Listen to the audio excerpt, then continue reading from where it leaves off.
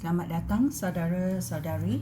Hari ini kita mau mendengar Yeremia babak ke-9. Iaitu Yeremia sedih memikirkan bangsanya.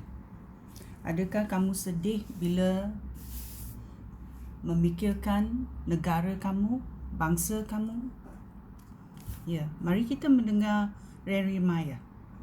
Alangkah baiknya jika kepala aku seperti perigi yang penuh dengan air, dan mata aku seperti pancuran yang terus mengalir, supaya aku dapat menangis siang dan malam, meratapi orang sebangsa aku yang dibunuh lawan.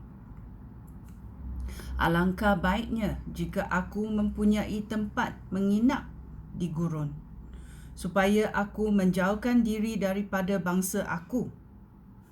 Mereka semua tidak setia.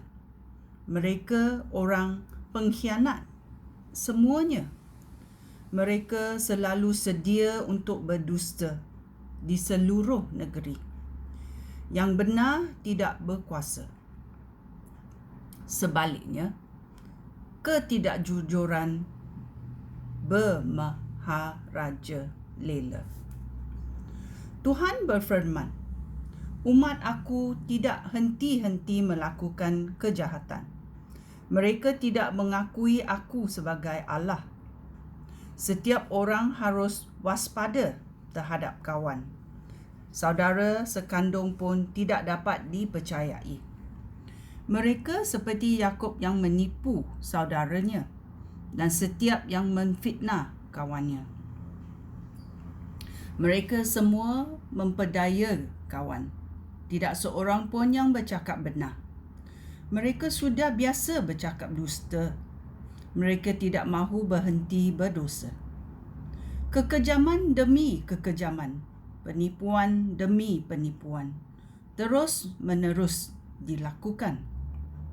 Tuhan berfirman bahawa umatnya tidak mahu mengenali Dia. Oleh itu, Tuhan yang Maha Kuasa berfirman, seperti orang memurnikan logam, umat aku akan aku uji, supaya mereka menjadi murni. Apalagi yang dapat aku lakukan terhadap umat aku yang telah melakukan kejahatan? Lidah mereka bagaikan panah yang berbisa. Mereka tidak habis-habis berdusta. Kata-kata mereka manis memikat, tetapi sebenarnya mereka memasang jerat.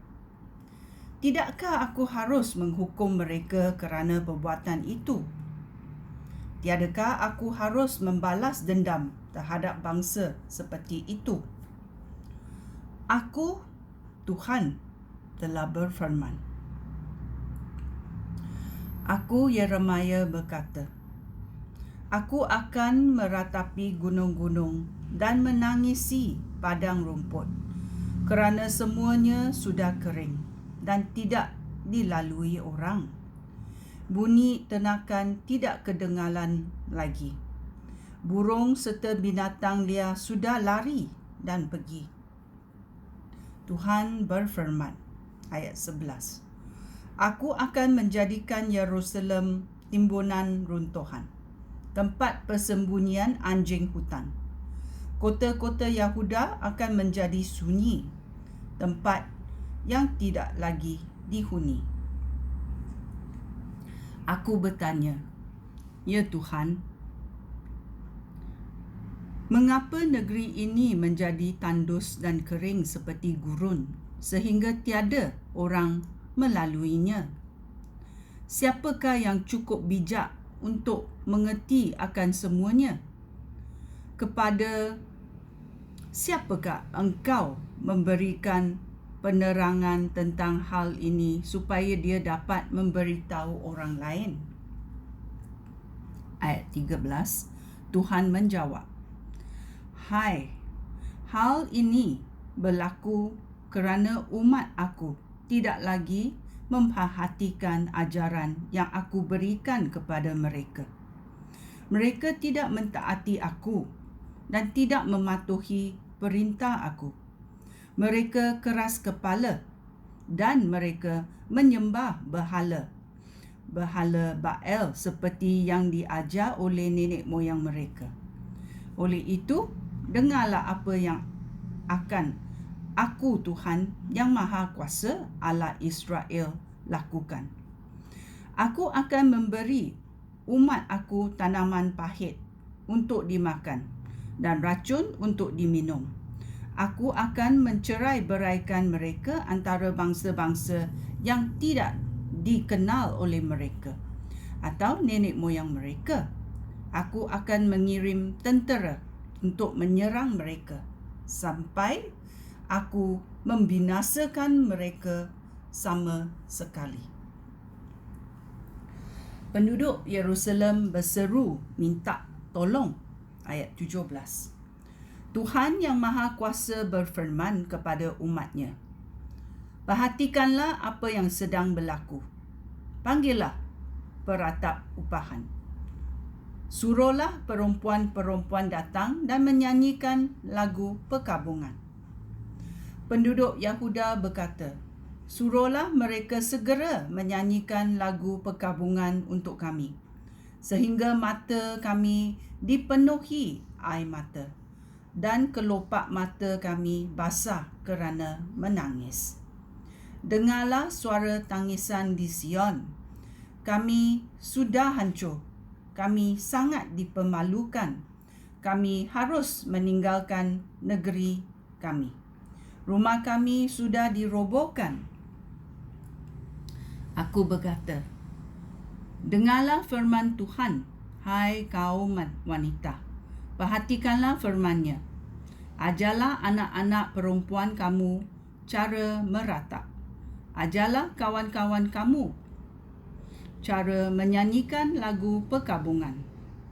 Maut telah masuk melalui jendela dan masuk ke dalam istana kita.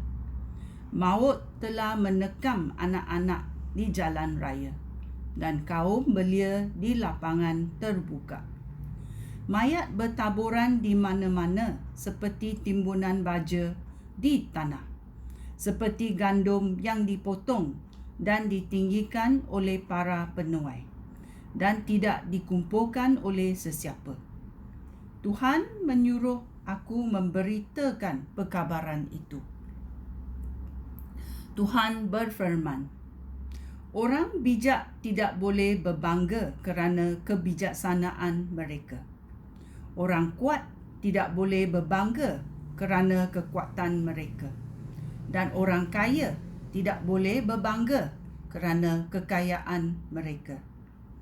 Jika sesiapa hendak berbangga, dia harus berbangga kerana dia mengenal dan memahami aku Tuhan, dan bahawa akulah Tuhan yang mengasihi orang selama-lamanya. Dan aku melakukan yang adil dan benar. Semua itu menyenangkan hati aku. Aku Tuhan telah berfirman. Tuhan berfirman, masanya akan tiba apabila aku menghukum orang Mesir, Yahuda, Edom, Amon, Moab dan penduduk padang gurun yang memendekkan rambut mereka. Semua orang itu telah bersunat tetapi tidak memegang perjanjian yang dilambangkan oleh sunat itu. Tiada seorang antara mereka dan tiada seorang antara orang Israel yang memegang perjanjian aku. Ya. Kerana semua sudah memberontak kerana mahu mengikut pendirian mereka sendiri dan bukan apa yang diperintah oleh Tuhan. Dosa berlaku dan kematian datang. Ini adalah Yeremia babak ke-9. Sekian, terima kasih.